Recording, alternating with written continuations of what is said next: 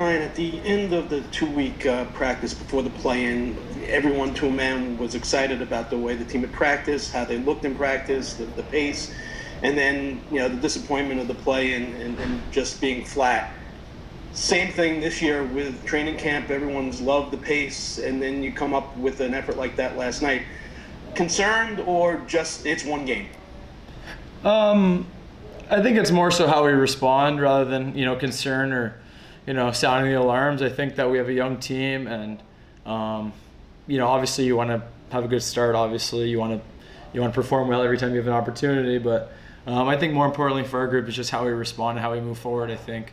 I think last year, if you really look at our season, it didn't not until probably January on where we really probably played our best hockey of the year. I think up to that point we had good nights, we had bad nights, kind of up and down, treading water, I guess. So I think I think that was kind of how our season went last year. And I think if you look at our team this year, it's kind of more the same, maybe even a little bit younger. So it's kind of the same situation, but in a short season, we have to do that quicker. We have to try to gel with our line mates, gel with each other as quick as possible. And I think we learned a lot last year. I think we learned a lot in the bubble, and I think we learned another tough lesson last night. So I don't think there's time to panic. I think we got a lot of skill. We've got a lot of guys that have been here played a lot of games in the NHL and have been around a while, and we've got some great young players that are eager to show what they can do. So I think it's more just getting on the same page as each other. I thought last night it kind of looked like we were very individual out there against an Islanders team that's very structured and very cohesive in everything what they do. I think they're a five-man unit all over the ice. So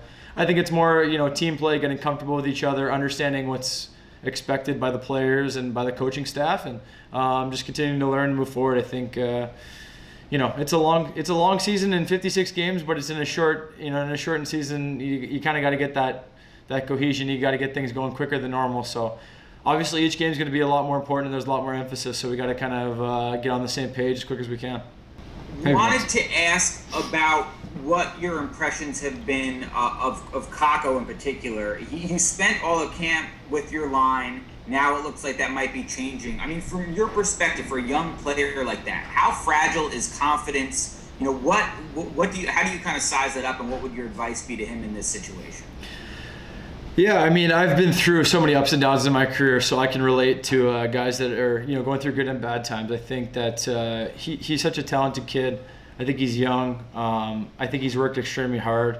I think he's a great player, and I think it's just a matter of getting comfortable. I mean, the NHL is such a hard league. I think that's one thing that people tend to forget sometimes. Like if you look at a lot of the good players in the NHL, there's obviously a lot of guys that don't go through struggles as young guys, like the McDavids and the Matthews of the world. But a lot of guys, it's not easy and it doesn't happen overnight. And I think that's one thing that everyone needs to remember. And I've been through that. A lot of guys have been through that. I saw Cried said something the other day about where he was playing at 18, 19, and the NHL is a hard league. It's hard every night. There's guys that are literally playing for their families and to put food on their table and to pay it.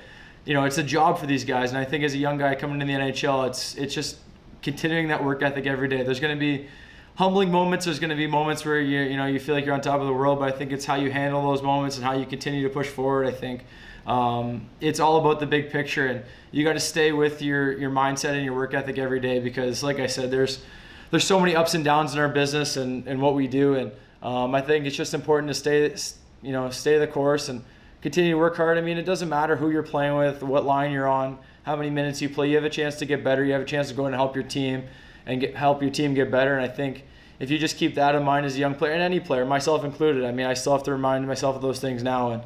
And the NHL, it's such a hard league. I think that you just got to play the long game, and you got to continue to work hard every day. You can't take any days for granted. And I think all of our young guys, including Capo, do that. And I think that's just part of the process of being a young player. How did you feel last night getting back on the ice, playing in front of no fans, and you haven't played since the bubble? What was it like? It was great. Honestly, unfortunately, not a great result for our team, but hockey's what we love to do. We're not meant to sit around really and have this much time off. So to get back to doing what we know how to do and get back at the Garden was pretty good. I mean, without the emotion of the fans, I mean, last night would have been crazy for the game and stuff like that, and the emotions. But even to be back at the Garden, back at home, and doing what we love to do was a lot of fun. And hopefully we can put a better effort out there tomorrow and feel a little bit better about ourselves coming off our next game. But good to be back and good to be do what we love to do, and looking forward to the rest of the season.